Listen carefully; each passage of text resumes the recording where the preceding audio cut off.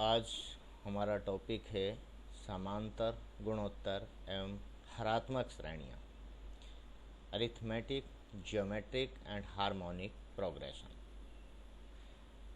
अब देखिए, यदि पदों को किसी निश्चित क्रम में न रख के व्यवस्थित तरीके से प्रस्तुत किया जाए तो हम ये जानकारी नहीं प्राप्त कर सकते कि भाई जो पद हमारे सामने है उससे अगले पद कौन सा होगा, उससे पहले का पद कौन सा होगा।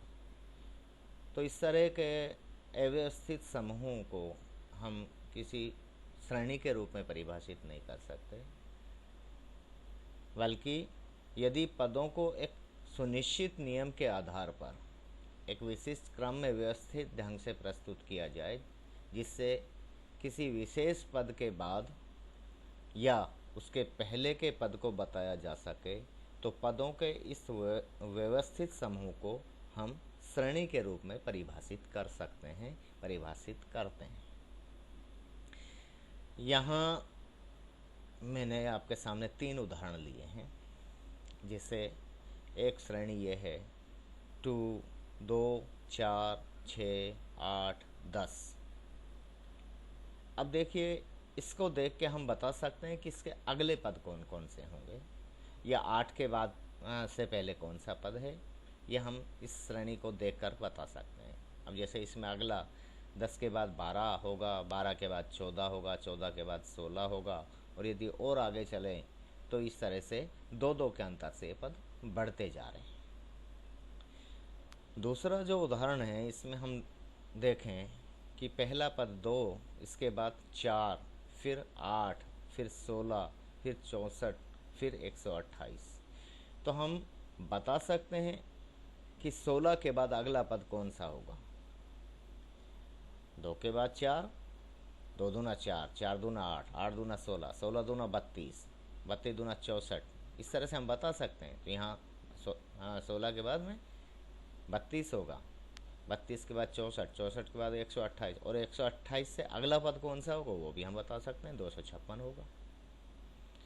एक निश्चित क्रम में है, ये एक खास तरीके से पेश किए गए हैं, इसलिए हम बता सकते हैं। तीसरे उदाहरण में हम नज़र डालें। इसमें देखिए 1/1, 1/3, 1/5, 1/7, 1/9, 1/13। ये व्युत्क्रम है पदों के।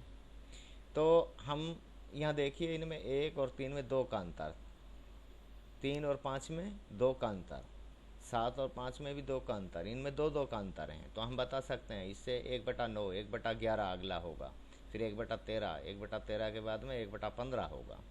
तो इस तरह से हम देख के इसको बता सकते हैं। ये 3 तरह के उदाहरण हैं। तो हमारे पास 3 श्रेणियाँ होती हैं। अब देखिए, उदाहरण पहला जो हमने लिया है, इसमें प्रत्येक अगला पद यानी नेक्स्ट जो पद होगा, पिछले पद से 2 अधिक है। ठीक है। दूसरा उदाहरण में बात करें तो प्रत्येक अगला पद पिछले पद का 2 गुना है। भाई 4 2 का 2 गुना है, 8 4 का 2 गुना है, 16 8 का 2 गुना है, इस तरह से। और तीसरी जो श्रेणी है, जो उदाहरण है, इसमें प्रत्येक पद का व्युत्क्रम पिछले पद के व्युत्क्रम से 2 अधिक है, रेसिप्रोकल, उल्टा। ठीक है। तो हमारे पास में 3 तरह से हमने पदों को रखा है व्यवस्थित ढंग से। तो 3 श्रेणियाँ बनती हैं। एक समान अंतर श्रेणी, जिसे अर्थमेटिक प्रोग्रेशन कहते हैं। दूसरी गुणोत्तर श्रेणी, ज्योमेट्रिकल प्रोग्रेशन। और तीसरी हरात्मक श्रेणी। तो ये 3 श्रेणियाँ हमारे सामने हैं। अब सबसे पहले हम बात करें समांतर श्रेणी के बारे में। Arithmetic progression, AP short name काम में लिया जाता है। देखिए, यहाँ आप elements of statistic and mathematics में जो बेसिक मैथमेटिक्स के अध्ययन हम कर रहे हैं, जो आपके लिए उपयोगी रहेगा अर्थशास्त्र को जानने के लिए, समझने के लिए। हम वो सारी चीज़ें पढ़ रहे हैं। समांतर श्रेणी बिल्कुल देखने से ही पता लगता है।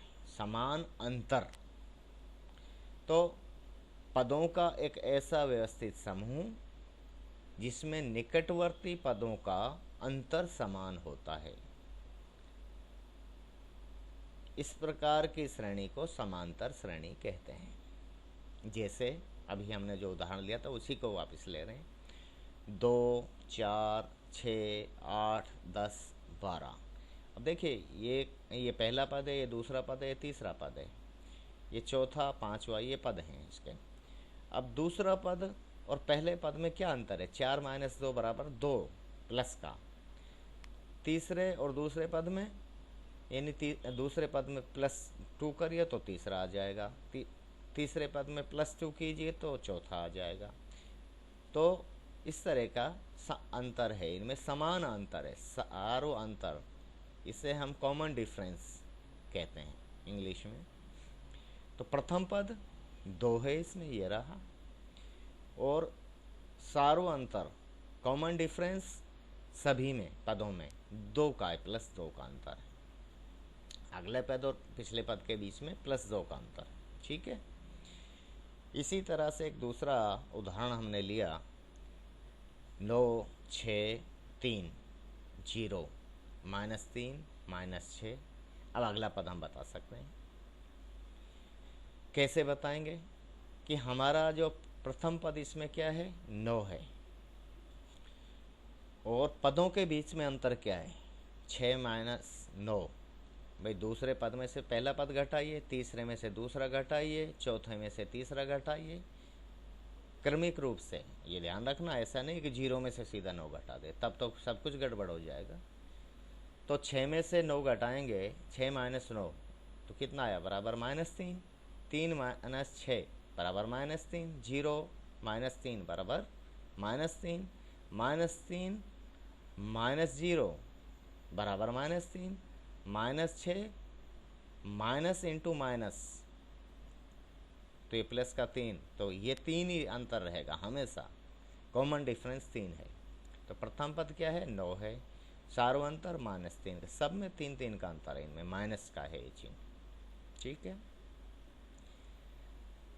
अब इस तरह से भी रख सकते हैं, और जो कि आगे जाके यही काम में आएगा। a + d, a + 2d, a + 3d, और इस तरह से। अब देखिए यहाँ प्रथम पद a, कॉमन डिफरेंस d, सब में a + d - a + 2d - a + d, सब a + 3d - a + 2d, ये ब्रैकेट में लेके करेंगे तो dd बचेगा, +d का अंतर है, कॉमन डिफरेंस। देखिए यहाँ मैंने बताया हुआ है a + d, इन दोनों में लेने में द्वितीय पद और पहले पद में जो अंतर है, a + d - a = +d। तीसरे पद और दूसरे पद का अंतर जो है a + 3d - a + 2d, तो ये माइनस का हो जाएगा पूरा। तो 3d में से 2d, ऐसे तो एक कैंसिल, और 3d में से -2d लेस हो जाएगा, तो प्लस का d बचेगा। तो कॉमन डिफरेंस जी है, सारो अंतर। इस तरह की जो श्रेणी होती है ये समांतर श्रेणी होती है, ठीक है। समान अंतर, पदों का अंतर जिसमें समान हो, उसे समांतर श्रेणी या अर्थमेटिक प्रोग्रेशन कहते हैं। अब समांतर श्रेणी का सामान्य स्वरूप, जनरल फॉर्म क्या होती है इसकी? समांतर श्रेणी के प्रथम पद, फर्स्ट टर्म, जिसको हम T1 कहते हैं, को A तथा सारो अंतर, कॉमन डिफरेंस को D संकेत द्वारा व्यक्त किया जाता है। जो जनरल फॉर्म में इस तरह से पेश किया जाता है इसको। तो श्रेणी का सामान्य स्वरूप क्या बना? प्रथम पद प्लस सारो अंतर है, इस तरह से a + d, a + 2d, a + 3d, a + 4d, a + 5d, इस तरह से बनेगा। ये सामान्य स्वरूप होता है, जनरल फॉर्म जो है समांतर श्रेणी की ये होती है। अब श्रेणी का nवां पद, व्यापक पद जिसे हम कहते हैं, nth term of arithmetic progression क्या होगा, ये कैसे निकालें, इसके बारे में हम बात करें। तो प्रथम पद t1 जिसे हमने यहाँ a से दिखाया है, ठीक है। दूसरा पद ये t2 a प्लस डी, तीसरा पद ये t3 a प्लस 2d, और इस तरह से हम चलते चले जाएंगे। तो nवां पद जो होगा वो क्या होगा, tn a plus n minus 1 into D, ये होगा। वो कैसे आया, देखिए t1 जो हमने लिया है, प्रथम पद जो है वो है क्या, basically a plus 1 minus 1 into D, ये a है। दूसरा पद t2 a प्लस 2 माइनस, क्योंकि जो दूसरा पद है 2 माइनस 1 इंटू डी, तो a प्लस डी होगा। तीसरा पद a plus 3 minus 1 into D, तो a प्लस 2d। चौथा पद a प्लस 3d। पांचवा पद a प्लस 4d। तो nवां पद है जो a plus n minus 1d होगा, एक कम होगा ये, क्योंकि पहला पद a है, ठीक है। इसलिए nवां पद a plus n minus 1 into d, nवां पद ये होता है व्यापक पद समांतर श्रेणी में। अब समांतर श्रेणी से संबंधित कुछ क्वेश्चंस एग्जाम्पल के रूप में लें तो आपके और अच्छे से क्लियर हो पाए। अब क्वेश्चन है कि श्रेणी का 20वां पद ज्ञात कीजिए। श्रेणी ये है 1, 5, 9, 13 और इस तरह से आगे चलेगी। अब हमें चाहिए क्या, हमें अगर दो चीज़ें पता हो, प्रथम पद पता हो श्रेणी का और सारों अंतर कॉमन डिफरेंस पता हो, तो हम किसी भी पद को ज्ञात कर सकते हैं।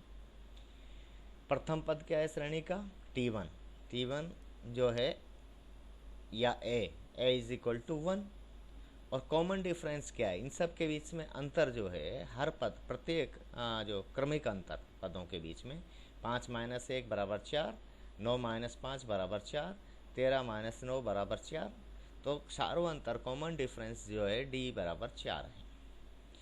हमें चाहिए, अब ये तो हमें व्यापक पद के बारे में पता है, सूत्र क्या है, tn is equal to a plus n minus 1 into D. तो अब हम निकाल सकते हैं, भाई एक एक करके निकालेंगे बहुत टाइम लगेगा, तो इसलिए हम सूत्र से निकालेंगे। हमें सूत्र के बारे में जानकारी हमने दे दी है विस्तृत रूप से। चूँकि tn is equal to a plus n minus 1 into D, और हमें चाहिए n बराबर 20, 20वां पद चाहिए, तो t20 चाहिए। t20 is equal to a की जगह a का मान एक क्या है, 1 है, 1 प्लस n बराबर कितना, 20, 20 माइनस 1 इंटू डी क्या है, 4 है, वैल्यू रखी है एक तरह से, तो निकाल लीजिए। 19 चौका 76 प्लस 1 77, t20 यानी 20वां पद 77 होगा, ठीक है। इस तरह से हम कोई भी पद निकाल सकते हैं यदि हमें समांतर श्रेणी का प्रथम पद और सार्वंतर पता हो, ज्ञात हो। तो अगला एक और उदाहरण है कि यदि किसी समांतर श्रेणी के दूसरे व सातवें पद t2 एंड t7 क्रमशः 4 व 19 हों तो श्रेणी के 11वें पद को ज्ञात कीजिए। हमें कुछ भी पता नहीं है, ए नहीं पता, डी नहीं पता, हमें पता है तो सिर्फ ये है कि श्रेणी का दूसरा पद क्या है, सातवां पद क्या है, इसकी जानकारी हमें है। तो यही जानकारी हम रखते हैं। t2 हमें पता है वो 4 है, तो t2 क्या होता है, दूसरा पद क्या होता है, a plus n minus 1 into D, और n क्या है यहाँ 2 है, तो a plus 2 minus 1 into D बराबर 4, ये दिया हुआ है। तो ये a प्लस डी बराबर 4 एक समीकरण आया। इसी तरह से श्रेणी का सातवां पद t7 ये है 19, तो इसे अभी रख दीजिए T7 is equal to A plus 6D equal to 19, क्योंकि दिया हुआ है। ये दूसरा समीकरण आया। अब समीकरण 2 में से एक को घटा दीजिए। जब 2 में से एक को घटाएंगे तो A से तो A कैंसिल हो जाएगा, यहाँ 6D है और ये D है, एक D कम हो जाएगा तो 5D, 19 में से 4 जाएगा तो 15, तो D बराबर 3। D का मतलब है कॉमन डिफरेंस, कॉमन डिफरेंस आया 3। चूंकि A प्लस 4D जो फर्स्ट इक्वेशन है, ये D बराबर किसी में भी रख दो, सेकंड में रख दो, फर्स्ट में रख दो, D की वैल्यू रख दो तो A की वैल्यू निकल के आ जाएगी। यदि हम इसमें सेकंड में रखेंगे D बराबर 3 तो A प्लस 6 गुणा 3 बराबर 19, तो A बराबर 19 माइनस 18 बराबर 1, या फिर सीधा ही यहाँ आ रहा है पहले समीकरण से A प्लस D बराबर 4 और D की वैल्यू निकल के आई है 3, तो A is equal to 4 minus D equal to 4 minus 3 equal to 1, तो A की वैल्यू 1 होगी। तो प्रथम पद का मान 1 और कॉमन डिफरेंस सारो अंतर 3 आया। ठीक है, तो इससे हम अब हमारे पास ये दो जानकारियाँ आ गई, और अगर हमारे पास ये दो जानकारियाँ हैं तो हम श्रेणी के किसी भी पद को ज्ञात करने की स्थिति में होते हैं। तो देखिए हमें 11वां पद निकालना है, तो T11 is equal to A plus 10D होगा, n माइनस 1 इंटू डी होता है। A बराबर 1 और D बराबर 3 है, तो 1 प्लस 10 इंटू 3 इक्वल टू 31, तो T11 31 होगा। निकाल लिया हमने, क्योंकि हमारे पास ये जानकारी नहीं थी, यहाँ सिर्फ दूसरे और सातवें पद का मान दिया हुआ था, लेकिन प्रथम पद और सारो अंतर हमें ज्ञात नहीं था, तो वह हमने समीकरण जो है उनसे निकाले, और जब हमें प्रथम पद और सारो अंतर ज्ञात हो गया तो फिर हमने सीधा 11वां पद निकाल लिया जो कि 31 आया है। एक और क्वेश्चन आप ले सकते हैं इसी क्रम में। जितने ज़्यादा आप प्रॉब्लम सॉल्व करेंगे है उतना ही आपके समझ में आएगा। तो क्वेश्चन ये है कि क्या 302 नीचे दी हुई श्रेणी में कोई पद है, ये आपको बताना है। श्रेणी क्या है? 2 प्लस 6 प्लस 10 प्लस 14 प्लस 18, ये एक श्रेणी। प्लस आगे चलते जाइए, तो क्या 302 इस श्रेणी का हिस्सा है? यदि है तो बताइए कैसे। तो ये श्रेणी जो है ये समांतर श्रेणी है, क्योंकि पदों का अंतर जो है 4 का है। 2 प्लस 6, 6 माइनस 2 बराबर 4, 10 माइनस 6 बराबर 4, 14 माइनस 10 बराबर 4। तो कॉमन अंतर जो है, सारो अंतर है, वो 4 का है। श्रेणी ए पे है जिसका प्रथम पद T1 बराबर 2 और D 4 है। अब आपको ये बताना है कि ये 302 इस श्रेणी का हिस्सा है। तो इसके लिए क्या करें? मान लीजिए कि हमने माना कि 302 इस श्रेणी का कोई पद है, तो 302 is equal to A plus n minus 1 into D. ठीक है, 302 बराबर 2। अब A बराबर 2 है, A का प्रथम पद जो है 2 है, n माइनस 1, अब D की वैल्यू रख दीजिए 4 इंटू 4, या फिर 302 बराबर 2 प्लस 4n माइनस 4, और 4n बराबर 302 माइनस 2 प्लस 4, तो 4n बराबर 304, और 4n बराबर 304 बटा 4, तो भाग दीजिए, 4 7 28 बचा 2 और 4 छक्के 24, 76, n बराबर 76 आया। तो T76 जो है ये 302 76वां पद है श्रेणी का, इस श्रेणी का हिस्सा है। ठीक है, इस तरह से और भी हम क्वेश्चंस, जितने ज़्यादा क्वेश्चंस हम सोल्व करेंगे उतनी ही हमारी जो है ये APGP और HP से संबंधित हमारी जो आशंकाएं हैं, जो हमारे डाउट्स हैं, को क्लियर होंगे। इसके लिए आप हर विद्यार्थी के पास में एक पुस्तक होनी आवश्यक है, ताकि वो उसको पढ़ सके, उसमें दी हुई समस्याओं को हल कर सके, उदाहरणों को समझते हुए। आज के लिए इतना ही, या फिर आगे बढ़ें? यदि आगे बढ़ते हैं तो उस स्थिति में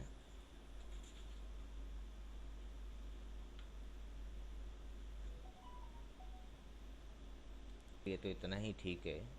अगले व्याख्यान में इसको और कंटिन्यू करेंगे। धन्यवाद।